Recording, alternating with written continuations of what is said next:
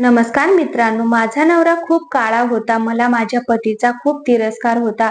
त्यामुळे मला त्याच्या मुलाला जन्म द्यायचा नव्हता. 7व्या महिन्यात पोटातलं बाळ मरण्यासाठी मी जाणून-बुजून पायऱ्यावरून खाली पडले. तेव्हा माझ्या पतीने मला हॉस्पिटलमध्ये नेले. जेव्हा मला शुद्ध आली, तेव्हा माझा नवरा मेलेलं बाळ हातात घेऊन सगळ्यांना पेढे वाटत होता आणि जेव्हा तो माझ्याजवळ आला, तेव्हा त्याने मला एक अशी वस्तू दाखवली की ती पाहून माझ्या पायाखालून जमीनच सरकली. मला जेव्हा शुद्ध आली, मी हॉस्पिटलच्या बेडवर पडलेले होते. एक नर्स दुःखाच्या स्वरात मला म्हणाली, "आम्ही तुमचं बाळ वाचवू शकलो नाही."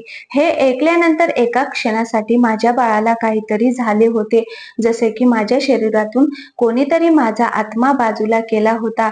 मी माझी नजर इकडे-तिकडे फिरवली, तेव्हा मला सूरज दिसले. त्यांनी मेलेल्या बाळाला हातात घेतले होते आणि पूर्ण हॉस्पिटलमध्ये पेढे वाटत होते. मला शुद्ध आलेली पाहून ते माझ्याकडे धावत आले आणि म्हणाले, "अभिनंदन शिल्पा, तू मुलाला जन्म दिला आहेस, पण हा तर मेला आहे. तरी काहीच हरकत नाही, मी याला कुठेच जाऊ देणार नाही." सूरजचे बोलणे ऐकून एकदम माझ्या हृदयात वेदना झाल्या. त्यांनी मला मुलाचा चेहरा दाखवला. तो हुबेहूब माझीच कॉपी होता. गुलाबी आणि सफेद रंग, टोकदार नाक, छोटे छोटे ओठ. त्याला पाहून मी जोरजोरात रडू लागले. सूरज सुद्धा रडत होते, परंतु ते पुन्हा मला म्हणाले, "शिल्पा, रडायची काहीच गरज नाही. हा मुलगा माझा आहे. हा आपल्या घरी येईल आणि आपल्या सोबतच राहील." मला नव्हते माहिती की ते आपल्या शब्दाचे पक्के आहेत आणि ते जे काही म्हणत होते ते करूनच दाखवणार. दुसऱ्या दिवशी मला हॉस्पिटलमधून डिस्चार्ज मिळाला. मी घरी गेले. मी पाहिले की एक खोली सूरजने बाळासाठी सेट केली होती. सूरज मला म्हणाले की मी माझ्या मुलाचे नाव शांतनू ठेवले आहे. ही खोली आजपासून शांतनूची आहे आणि तो याच खोलीत राहील. मी रडत रडत त्यांच्या चेहऱ्याकडे पाहिले आणि म्हणाले, "असं करू नका. आपलं बाळ देवाघरी गेले आहे. तुम्ही यांचे अंत्यसंस्कार करा." माझे बोलणे ऐकून सूरज खूप चिडले आणि रागवून म्हणाले की आज नंतर मी तुझ्या तोंडून असे काहीच ऐकणार नाही. माझं बाळ जिवंत आहे आणि हा माझ्या सोबतच राहील. सूरजचे मानसिक संतुलन मला बिघडल्यासारखे वाटत होते, परंतु मी त्यांना काहीच बोलू शकले नाही. परंतु माझ्या बोलण्याला तरसून ते दुसऱ्या खोलीत शिफ्ट झाले, जी खोली त्यांनी बाळासाठी सजवली होती. माझ्या समोर सूरज बाळासाठी कधी फीडर बनवून घेऊन जात होते, तर कधी त्यांचे डायपर चेंज करत होते. हे सगळं पाहून माझ्या हृदयात वेदना होत होत्या. मला खूप राग येत होता आणि त्या रागातच मी त्यांना ओरडून म्हणाले, "माझ्या मुलाच्या प्रेतासोबत अजून खेळ खेळू नका. याला मुक्त करा." माझे बोलणे ऐकून सूरजने माझ्या कानाखाली मारले आणि म्हणाले, "तुला किती वेळा सांगितलं आहे की तू माझ्या मुलाला प्रेत बोलू नको. चल, मी तुला काहीतरी दाखवतो." सूरजने जबरदस्ती माझा हात पकडून मला त्या खोलीत नेले, जिथे माझं बाळ शांतनू झोपले होते. सूरजने एकदम बाळाच्या चेहऱ्यावरचा कपडा हटवला. माझी नजर जशी बाळाच्या चेहऱ्यावर पडली, तेव्हा माझ्या तोंडून जोरात किंकाळी बाहेर पडली, कारण मला ते दिवस आठवू लागले, जेव्हा मी माझ्या नादात घरातल्या आरशासमोर स्वतःला पाहून नाचायचा प्रयत्न करत होते आणि सोबत ते गाणं गुणगुणत होते, जे मी आज शेजारच्या घरातून ऐकून आले होते. मला माहितीच पडले नाही की कधी आई आली आणि माझ्यावर चप्पलची फायरिंग केली. आईचा नियम खूप पक्का होता. बरोबर माझ्या पाठणीत चप्पल लागली होती आणि वेदनेने मी कळवळले होते. आई मला खूपच रागात पाहत होती आणि म्हणाली, "येऊ दे तुझ्या बाबांना." आई नेहमी मला बाबांची धमकी देत असायची, कारण मला बाबांची खूप भीती वाटत होती. ते एक साधे आणि धार्मिक व्यक्ती होते. ते आमच्या परिसरातील मंदिराचे पुजारी होते. त्यांनी धर्माला आपल्या जीवनाच्या प्रत्येक गोष्टीवर लादून ठेवले होते आणि मला याची खूप चीड येत होती. प्रत्येक गोष्टीवर रोकटोक, हे करू नको, ते करू नको, असंच राहा, तसंच राहा. मी एक स्वतंत्र विचारांची व्यक्ती होते. माझे म्हणणे होते की आपल्या कर्माचे फळ फक्त मलाच मिळणार, त्यामुळे मला माझ्या मनाप्रमाणे आयुष्य जगून द्यायला हवे. परंतु बाबा तर आमच्या घरातले हिटलर होते आणि माझी छोटी बहीण भाऊ त्यांना खूप घाबरत होते. मला गाणं ऐकणे, सिरियल पाहणे आणि रोमॅन्टिक पुस्तकं वाचण्याचा खूप आवडता छंद होता. परंतु आमच्या घरात या सगळ्या गोष्टींना खूप वाईट मानले जात होते. पण मी कोणाचं ऐकणाऱ्यातली नव्हते. मी माझ्या मैत्रिणीकडून रोमॅन्टिक पुस्तक उधार घेऊन बॅगमध्ये लपून ठेवत होते आणि गुपचूप वाचत होते. मी माझ्या घरच्यांपासून लपून खूप सारी स्वप्न माझ्या मनात दाबून ठेवली होती. मला पूर्ण विश्वास होता की एक ना एक दिवस मला त्या रोमॅन्टिक पुस्तकांमधला हिरो सारखा मुलगा आपल्यासोबत नक्कीच घेऊन जाणार. त्यानंतर माझ्या जीवनात सुखच सुख येईल. मी रोजच पूजेनंतर लवकरात लवकर लग्न होण्यासाठी देवाजवळ प्रार्थना करत असायची. मी पुजाऱ्याची मुलगी होते. देवावर मला पूर्ण विश्वास होता. मला नेहमी वाटायचे की देव माझी इच्छा नक्कीच पूर्ण करेल. माझे 16 सोमवारचे व्रत चालू होताच माझ्यासाठी स्थळ आले. आईने मला सांगितले की तुझ्या बाबांच्या ओळखीतल्या व्यक्तीने त्यांना त्यांच्या मोठ्या मुलीचा म्हणजे तुझा हात मागितला आहे आणि तुझ्या बाबांनी सुद्धा होकार दिला आहे. आता 1-2 आठवड्यानंतर तुझे कन्यादान करून आम्ही सुद्धा आमच्या कर्तव्यातून मुक्त होऊ. हे बघ, मुलगा खूप संस्कारी आहे, चांगल्या घराण्यातील आहे, खूप श्रीमंत आहे, स्वतःचा व्यवसाय आहे, गावाला आई वडील आणि एक भाऊ आहे. लग्नानंतर शहरात तुम्ही दोघेच असाल, त्यामुळे घरात तुझंच राज्य असेल. आईचे बोलणे ऐकून मी होकारार्थी मान हलवली होती. आता तर माझ्या आनंदाला पारावरच उरला नव्हता. मी देवाजवळ जे मागितले होते ते मला मिळाले होते. मी या जेलखान्यातून मुक्त होऊन माझ्या पतीच्या घरी जाणार होते आणि हाच विचार करून मला आनंद होत होता. मला एकच प्रश्न पडला होता की मुलगा एवढा श्रीमंत आहे, मग त्यांना माझ्यासारख्या गरीब मुलीशी का लग्न करायचे आहे? आई म्हणाली होती की मी दिसायला खूप सुंदर आहे, त्यामुळे त्यांनी फोटो पाहताच मला होकार दिला आणि पाहण्याचा कार्यक्रम न करताच बाबांनी लग्न ठरवले. मला सुद्धा बाबांनी मुलाचा फोटो दाखवला नव्हता आणि त्यांच्या पुढे बोलण्याची हिंमत कोणालाच नव्हती. असो, मी हे 2 आठवडे एक एक दिवस मोजून घालवले होते आणि आता आई मला क्षणोक्षणी संसाराच्या गोष्टी शिकवत होती.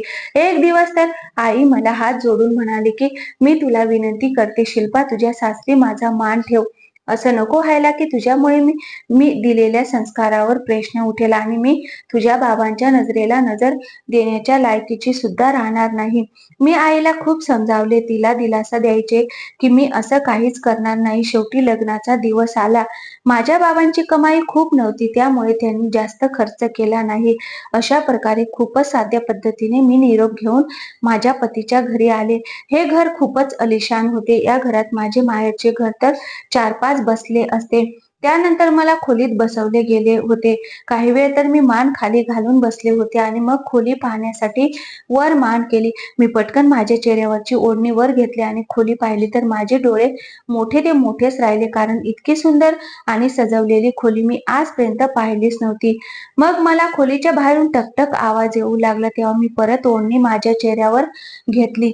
माझे पती खोलीच्या आतमध्ये आले आणि चालत चालत माझ्याजवळ येऊन बसले. मी हसले.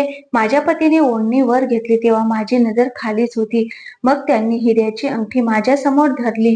तेव्हा मला मोठा धक्काच बसला. हिऱ्याची अंगठी पाहून नाही, काळे हात पाहून मी लगेच माझी नजर माझ्या समोर बसलेल्या माझ्या पतीच्या चेहऱ्यावर टाकली. तेव्हा मी दंग झाले. एक खूप वयाचा, अगदी कोळशासारखा काळा माणूस माझ्या समोर बसून हसत होता. मला एकदम धक्का बसला आणि मी म्हणाले, सॉरी अंकल, मला नव्हते माहिती की तुम्ही आला आहात. मला वाटले की सूरज आहे, ते कुठे आहेत? त्या माणसाला एकदम टेन्शन आले. एकदम माझ्या हृदयाला काहीतरी झाले होते. हृदय खूपच जोरात धडधड करू लागले होते. बापरे, माझा पती पळून तर गेला नसेल ना? तेव्हा तो माणूस घसा खाकरत म्हणाला, शिल्पा, मीच सूरज आहे. काय? मला काहीच कळाले नाही. माझ्या कानांवर मला विश्वासच बसत नव्हता. तो म्हणाला, शिल्पा, तुझे लग्न माझ्यासोबतच झाले आहे. त्या माणसाचे बोलणे ऐकून मी बेशुद्ध होता होता राहिले होते.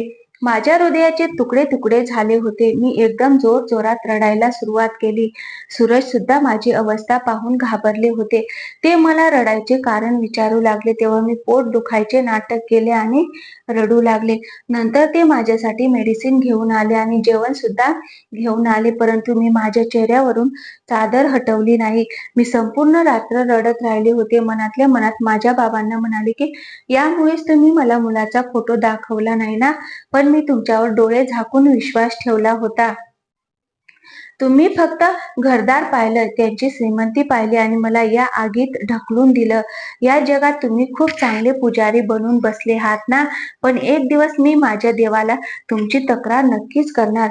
सकाळ झाली तेव्हा सूरज माझ्याजवळ येऊन बसले आणि म्हणाले, शिल्पा, मला माहिती आहे की तुझ्या पोटात दुखत नव्हते. कदाचित तू तुझ्यापेक्षा दुप्पट वयाच्या माणसाला स्वतःचा पती स्वीकारू शकली नाहीस. मला माहिती आहे की वयाने मी तुझ्यापेक्षा खूप मोठा आहे. दिसायला दिसायलाही तुझ्यापेक्षा मी खूप वाईट आहे, परंतु मी मनातून खूप चांगला व्यक्ती आहे. मी तुला माझ्या घराची महाराणी बनवून ठेवेल. जगातला सगळा आनंद, सगळ्या सुख सुविधा तुझ्या पायी आणून ठेवेल. मी तुला एवढे सुख देईल की तुझ्या नशिबाचा गर्व वाटेल. सूरज जे काही म्हणाले होते ते त्यांनी खरं करून दाखवले होते. ते खरंच माझी खूप इज्जत करत होते आणि माझ्यावर खूप प्रेम करत होते आणि ते माझे नखरे सुद्धा झेलत होते. कधीच त्यांना त्रास होत नव्हता. सूरजने खऱ्या अर्थाने मला त्यांच्या घराची महाराणी बनवले होते, परंतु मी तर त्यांच्यासोबत नीट बोलतही नव्हते. ते मला खूप प्रश्न विचारत होते, तेव्हा मी त्यांना फक्त टचके टोमणे द्यायचे, म्हणजे मला ते पुन्हा विचारण्याची हिंमत करणार नाही. परंतु तरीही सूरज खूप खुश होते. मी किती सुंदर स्वप्न पाहिली होती, पण त्या बदल्यात मला किती भयानक सत्य मिळाले होते.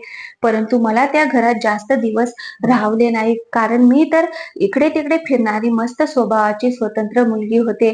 घरातला एकटेपणा सहन होत नव्हता, त्यामुळे मी शेजारच्या घरी जाऊ लागले. त्यांचे घर तर आमच्या घरासारखे मोठे नव्हते आणि ते पैशाने सुद्धा आमच्यापेक्षा कमी होते, परंतु आमच्या शेजारच्या घरातील मुलगी माझ्याच वयाची निघाली, त्यामुळे मी तिच्यासोबत तासनतास बसून गप्पा गोष्टी करायला लागले. ती खूपच हसतमुख मुलगी होती. तिच्यासोबत बोलून मला खूप हलके वाटत होते. मी त्या मुलीच्या सोबतीने खूपच प्रभावित झाले होते, त्यामुळे मी मोनासोबत मैत्री केली. मी तिला माझ्या घरी सुद्धा यायला सांगितले होते आणि ती एकदा दोनदा माझ्या घरी आली सुद्धा होती, परंतु जास्त करून मीच तिच्या घरी जात होते. एक दिवस मी मोनासोबत बसून गप्पा मारत होते की तेव्हा एक खूप सुंदर मुलगा तिथे आला. तो अगदी एका हिरो सारखा दिसत होता. मी मोनाला विचारले तेव्हा तिने सांगितले की तो माझा मोठा भाऊ गौरव आहे. तो तिथून त्यांच्या खोलीत निघून गेला. मी थोड्या वेळ बसून माझ्या घरी पुन्हा आले. आज माझा मूड खूप जास्त खराब होता. मला सूरजच्या चेहऱ्याचा तिरस्कार वाटू लागला होता. ते जेव्हा ऑफिसवरून घरी परत आले तेव्हा मी त्यांच्यासोबत भांडण करू लागले. ते नेहमीप्रमाणे माझे नखरे झेलत होते, परंतु मला वाटत होते की ते त्यांचा अपशकुनी चेहरा घेऊन माझ्या समोरून गायब होऊन जावं. अशा प्रकारे चिडचिड आणि रागराग करून माझी तब्येत खूपच खराब झाली. मी किचनमध्ये पाणी प्यायला गेले तेव्हा तिथेच बेशुद्ध होऊन खाली पडले. सूरज धावत पळत माझ्या जवळ आले आणि मला उचलून डॉक्टरांजवळ घेऊन गेले. डॉक्टरांनी सांगितले की मी प्रेग्नेंट आहे. हे ऐकताच माझ्यावर डोंगर कोसळला होता. मी तिरस्काराने मान झटकले आणि मनात पक्का निर्णय घेतला की मी या काळ्या माणसाच्या मुलाला अजिबात जन्म देणार नाही. मी विचार केला होता की मी सूरजला घटस्फोट देणार, म्हणजे माझा त्या सूरज पासून जीव सुटेल आणि माझ्या बाबांचा सुद्धा बदला पूर्ण होईल. घरी आलो तेव्हा सुद्धा माझा मूड खूपच खराब होता. सूरज मला विनंती करत होते की तू तुझा मूड चांगला ठेव, नाहीतर बाळाच्या तब्येतीवर खूप वाईट परिणाम होईल. दुसऱ्या दिवशी सकाळी मी मोनाच्या घरी पोहोचले. मी तिच्या गळ्यात पडून खूप रडू लागले. तिने कारणही विचारले तेव्हा मी तिला आई होणार आहे हे सांगितले नाही. उलट तिला हे सांगितले की सूरज माझ्यासोबत खूप भांडतात. काल रात्री सुद्धा त्यांनी मला खूप मारले आहे. माझे बोलणे ऐकून मोनाला खूप टेन्शन आले होते. ती मला दिलासा देत होती. तेव्हा माहिती नाही गौरव कुठून तिथे आला. त्याला सुद्धा खूप टेन्शन आले होते आणि तो म्हणाला की तुला तुझा नवरा का मारतो. गौरवचे लक्ष माझ्याकडे पाहताच मी त्याला लगेच सांगायला सुरुवात केली की सूरजचा पहिल्यापासून असा स्वभाव आहे, चिडका आणि रागीटपणा. छोट्या छोट्या गोष्टींवरून तो लगेच चिडतो आणि मला मारतो. गौरव माझ्याजवळ येऊन बसला आणि म्हणाला, जर तुला तुझा नवरा इतका मारतो तर तू पोलिसात जा आणि सगळं सांग. मी गौरवला म्हणाले की गौरव, मी एक पुजारीची मुलगी आहे, कुठे पोलीस स्टेशनचे चक्कर मारत फिरू. तेव्हा गौरवने लगेच त्याचा नंबर मला दिला आणि म्हणाला, जर तुला सूरजने परत मारले तर मला कॉल करून नक्की सांग. तू आता निश्चिंत हो, मी सगळं काही सांभाळून घेईल. मी गौरवचा नंबर घेऊन निघून गेले होते. मी आज खूप खुश होते. संध्याकाळ होताच मी त्याला फोन लावला. मी त्याला म्हणाले की मी तुझे धन्यवाद करण्यासाठी तुला फोन लावला आहे. तू खूप चांगला आहेस. माझे बोलणे ऐकून गौरव हसला आणि म्हणाला, चांगली तर तू सुद्धा खूप आहेस, त्यामुळेच मला तुझी मदत करायची आहे. असेच आम्ही एकमेकांसोबत बोलायला लागलो आणि बोलता बोलता 1 तास निघून गेला. जेव्हा सूरज ऑफिसवरून आले तेव्हा मी पटकन फोन बंद केला होता. आता मी प्रत्येक दिवशी बहाणा करून गौरवला फोन लावत होते आणि तो सुद्धा मला पुढून चांगला रिस्पॉन्स देत होता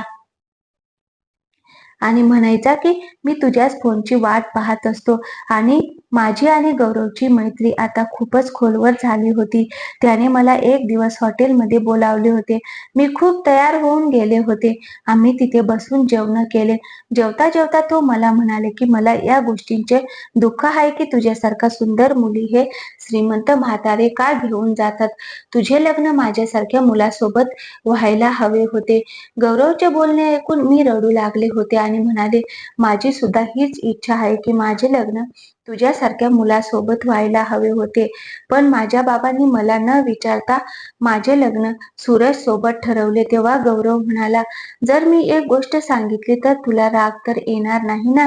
मी लगेच त्याला म्हणाले, की नाही नाही, मी का तुझ्यावर रागू? तू अगदी मनापासून बोल, जे तुला काही बोलायचे आहे. तेव्हा गौरव म्हणाला, जर तू कोणत्याही पद्धतीने सूरजकडून घटस्फोट घेतला तर मी तुझ्याशी लग्न करेन. गौरवचे बोलणे ऐकून तर माझे पाय जमिनीवर नव्हतेच. मी खूप आनंदात घरी गेले होते. मी पूर्ण दिवस सूरजकडून घटस्फोट घेण्याचा प्लॅन करत होते. परंतु आता या बाळाचे जे संकट आले होते त्याबद्दल विचार करून करून माझं डोकं फुटू लागलं होतं. मला कोणत्याही किमतीत सूरजच्या बाळाला जन्म द्यायचा नव्हता. अशा प्रकारे तर बाळ माझ्या पायांची बेडी बनून राहील. आणि जेव्हापासून सूरजने मी प्रेग्नेंट असल्याची बातमी ऐकली होती तेव्हापासून त्यांनी माझी खूप काळजी घ्यायला सुरुवात केली होती. ते माझ्यासाठी फळं घेऊन येत होते आणि स्वतः ती फळं कापून माझ्यासमोर बसून मला खायला घालत होते. त्यांची इच्छा होती की येणारं बाळ हे निरोगी आणि हेल्दी असावं. परंतु क्षणोक्षणी मी सूरज सोबत भांडत असायचे. एक दिवस गौरवने मला पुन्हा हॉटेलमध्ये बोलावले होते. त्या दिवशी मी त्याला रडून रडून सांगितले की मी सूरजच्या बाळाची आई होणार आहे. माझे बोलणे ऐकून गौरव जेवण सोडून निघून गेला होता. मी त्याला फोनवर फोन करत राहिले परंतु तो माझा फोन उचलत नव्हता. शेवटी त्याने माझा फोन उचलला आणि म्हणाला, आता तू मला का फोन करत आहेस? तू माझ्यासोबत खेळ खेळत आहेस. मी म्हणाले, मला सूरजच्या बाळाला जन्म द्यायचा नाही, तुझ्यासोबत संसार करायचा आहे. गौरवला माझे बोलणे समजले होते. तेव्हा तो म्हणाला, ठीक आहे, तुला जर सूरज पासून वेगळे व्हायचे असेल तर रिकाम्या हाताने घटस्फोट का घ्यायचा? तू सूरज सोबत तुझं नातं चांगलं कर आणि बहाणा करून त्यांची संपूर्ण प्रॉपर्टी तुझ्या नावावर कर. मग तुझ्याकडे नाही पैशांची कमी असेल, नाही प्रेमाची. गौरवचे बोलणे ऐकून मला खूप आनंद झाला. मला त्याचा प्लॅन खूप आवडला. आता मी गौरवच्या प्लॅन नुसार सूरज सोबत माझं नातं चांगलं केलं. आता मी त्यांच्या सोबत भांडण करायची सोडून दिली होती. ते जसे म्हणत होते तसंच मी करत होते. सूरज सुद्धा खूप खुश होते. ते विचार करत होते की कदाचित मी आई होणार आहे. या कारणामुळे मी बदलले होते. एक दिवस मी सूरजला म्हणाले की तुम्ही माझ्यावर किती प्रेम करता? तेव्हा ते हसले आणि म्हणाले की मी तुझ्यावर खूप खूप प्रेम करतो. तेव्हा मी त्यांना म्हणाले की मला तुमच्या प्रेमाचा पुरावा हवा आहे. सूरज म्हणाले, कसला पुरावा? तेव्हा मी त्यांना सांगितले, तुम्ही तुमची संपूर्ण प्रॉपर्टी माझ्या नावावर करा, हाच तुमच्या प्रेमाचा पुरावा असेल. सूरजने माझी गोष्ट ऐकली आणि आपली संपूर्ण प्रॉपर्टी माझ्या नावावर केली. आता मी खूपच खुश राहू लागले होते परंतु बाळाची चिंता मला अजूनही सतावत होती. माझ्या डिलिव्हरीला खूप कमी दिवस राहिले होते. मग मी एक नाटक केले. मी जाणून बुजून स्वतः पायऱ्यांवरून खाली पोटावर पडले. माझी अवस्था खूपच बिघडली होती. मला जागोजागी जखमा झाल्या होत्या आणि मी बेशुद्ध पडले. मला जेव्हा शुद्ध आले तेव्हा मी हॉस्पिटलच्या बेडवर पडले होते. मला नर्स खूपच दुःखी स्वरात म्हणाली की आम्ही तुमच्या बाळाला वाचवू शकलो नाही. ही बातमी ऐकताच एका क्षणासाठी माझ्या हृदयात वेदना झाल्या होत्या. जसे की माझ्या शरीरातून माझा आत्मा वेगळाच झाला होता. मी माझी नजर इकडे तिकडे फिरवली तेव्हा मला सूरज दिसले. त्यांनी मेलेलं बाळ हातात घेतलं होतं आणि पूर्ण हॉस्पिटलमध्ये पेढे वाटत होते. हे सगळे दृश्य पाहून मी खूप घाबरले होते. सूरज ते मेलेलं बाळ घरी घेऊन आले होते आणि त्या बाळाला त्यांनी स्वतः जवळ ठेवले होते. त्याचे कपडे बदलणे, त्याच्यासाठी फिडर बनवणे, त्याचे डायपर सुद्धा ते चेंज करत होते. परंतु मला त्या बाळाचा चेहरा पाहायची हिंमत होत नव्हती. माझ्या बाळाच्या मृत्यूला 5 दिवस होऊन गेले होते. म्हणजे सूरज 5 दिवसांपासून मेलेलं बाळ घेऊन फिरत होते. मला आश्चर्य होत होते की अजूनही बाळाच्या प्रेताचा दुर्गंध यायला सुरुवात का नाही झाली. मी हे सगळं पाहून स्वतः वेडी झाले होते. मी गौरवला फोन करून सांगितले की मला तुझ्यासोबत राहायचे आहे, मला तुझ्यासोबत लग्न करायचं आहे. तेव्हा तो म्हणाला होता की ठीक आहे, तू तुझे सगळे दागिने आणि प्रॉपर्टीचे पेपर घेऊन रेल्वे स्टेशनवर ये. मी माझे सर्व सामान पॅक केले आहे. माझ्याजवळ जास्त करून हिऱ्याचे दागिने होते. त्या सगळ्या गोष्टी मी माझ्या बॅगेत ठेवून दुपारी 2 वाजता मी रेल्वे स्टेशनवर पोहोचले होते. गौरव माझी वाट बघत तिथेच उभा होता. तो मला पाहून खूप खुश झाला होता. त्याने पुढे होऊन लगेच माझ्या हातातली बॅग पकडली आणि मला बेंचवर बसून तिकीट घेण्यासाठी निघून गेला. मी स्टेशनवर बसून गौरवची वाट पाहू लागली, पण तो परत आलाच नाही. आता मात्र माझं डोकं ठणकू लागलं होतं. मी गौरवला फोन केला तेव्हा नंबर बंद येत होता. मला स्टेशनवर बसून बसून खूपच उशीर झाला होता. मी उठले आणि घराकडे निघाले. मी टॅक्सी गौरवच्या घराबाहेर थांबवली, परंतु त्याच्या गेटच्या बाहेर खूप मोठे कुलूप मला चिडवत होते. गौरवच्या घराजवळ एक म्हातारा माणूस उभा होता. मी त्यांना म्हणाले, अंकल, तुम्ही कोण आहात? इथे जे राहणारे होते ते कुठे गेले आहेत? तुम्हाला माहिती आहे का? तेव्हा ते म्हणाले, बाळा, हे घर आम्ही खरेदी केले आहे. इथला जो मालक गौरव होता त्याने मला सांगितले की त्याची लॉटरी लागली आहे. त्यामुळे ते घर मला विकून दुसरीकडे राहायला गेले आहेत. त्यांचे बोलणे ऐकून तर माझ्या आजूबाजूचे सगळेच फिरू लागले होते. भिंतीचा आधार घेऊन मी माझ्या घरी पोहोचले होते. तेव्हा सूरज घरीच होते. मी रागात सूरजला म्हणाले की माझ्या बाळाच्या प्रेतासोबत खेळ खेळू नका. त्यांचे अंत्यसंस्कार करा. सूरज माझ्या समोर आले आणि जोरात माझ्या खानाखाली मारले आणि म्हणाले, मी तुला किती वेळा सांगितले आहे की माझ्या बाळाला प्रेत बोलू नकोस. चल, मी तुला काहीतरी दाखवतो. त्यांनी जबरदस्ती माझा हात पकडला आणि मला खोलीत घेऊन गेले, जिथे माझ्या बाळाला शांतनूला झोपवले होते. सूरजने एकदम बाळाच्या चेहऱ्यावरचा कपडा हटवला. माझी नजर त्या बाळाच्या चेहऱ्यावर पडली तेव्हा माझ्या तोंडून जोरात किंकाळी बाहेर पडली होती, कारण तिथे तर एक बाहुली पडली होती आणि बाहुलीच्या चेहऱ्यावर शांतनूच्या चेहऱ्याचा फोटो लावला होता. मी एकदम जोर जोरात रडू लागले. तेव्हा सूरज म्हणाले, माझ्या बाळाचा खून करताना तुला थोडे सुद्धा दुःख झाले नाही ना? तू कशी आई आहेस? एका परक्या माणसासाठी माझ्या बाळाला मारलेस. मला सांग, का केले हे सगळं? ज्याच्यासाठी तू हे सगळं केलंस तो तुला रेल्वे स्टेशनवर सोडून एकटा फरार झाला. मला आश्चर्याचा खूप मोठा धक्का बसला होता. याचा अर्थ सूरजला सगळं काही माहिती होतं. मी सूरजच्या पायावर पडले आणि जोर जोरात रडू लागले. मी हात जोडून माफी मागितली आणि म्हणाले, तुमची सगळी प्रॉपर्टी घेऊन तो पळून गेला आहे. तेव्हा सूरज म्हणाले, मला माहिती होते की तू लपून छपून गौरवला भेटायला जात होती, पण मी माझ्या बाळाच्या जन्माची वाट बघत होतो. जन्मानंतर मी तुला स्वतः माझ्यापासून मुक्त करणार होतो, पण तू तर त्या गौरवसाठी माझ्या बाळाला मारलेस, त्याचा खून केलास आणि त्याच्यासाठीच तू माझ्याकडून सगळी प्रॉपर्टी मागितली. मी कपाटातले सर्व दागिने काढून त्याच्या जागी खोटे दागिने ठेवले होते आणि प्रॉपर्टीचे पेपर सुद्धा नकली ठेवले होते. मला माहिती होते की गौरवने तुझी फसवणूक केल्यानंतर तू परत माझ्या जवळच येशील. मी खूप हैराण होऊन सूरजकडे पाहायला लागले आणि म्हणाले, याचा अर्थ तुम्ही मला माफ केले आहे का? तेव्हा ते हसून म्हणाले, तू माझ्याजवळ राहशील सकाळ संध्याकाळ, माझा चेहरा पाहशील, मग हे कोणत्या शिक्षेपेक्षा कमी आहे का? तुला मी स्वतः बाळाच्या जन्मानंतर घटस्फोट देणार होतो, पण तू माझ्या मुलाचा खून केला आहेस. आता तू कायमची इथेच राहशील, पण मी तुला बायकोचा दर्जा देणार नाही. तुला बायको म्हणून कधीच स्वीकारणार नाही. आपल्यात नवरा बायकोचे कसलेच नाते राहणार नाही, पण तू कायम याच घरात एक आश्रित म्हणून राहशील. शिल्पा, मी तुला जन्मठेपेची शिक्षा सुनावते. एवढं बोलून सूरज तिथून निघून गेले होते आणि मी गुडघ्यांवर बसून जोर जोरात रडत होते. पसंत नसलेल्या माणसासोबत राहणे ही सुद्धा एक शिक्षाच असते आणि ती शिक्षा मला सूरजने दिली होती. पण खरं तर आता माझ्या मनात त्यांच्याबद्दल प्रेम निर्माण होऊ लागलं होतं. मला आता ते आवडू लागले होते. त्यांचा स्वभाव आवडू लागला होता, पण त्यांनी मला बायको म्हणून झिडकारले होते. मला माझ्या पापाची खूप मोठी शिक्षा दिली होती आणि माझ्या सारखी स्त्री याच शिक्षेच्या लायकीची होती. तर मित्र आणि मैत्रिणींनो, मला सूरजने मी माफी मागितल्यावर पुन्हा बायको म्हणून स्वीकारायला हवे की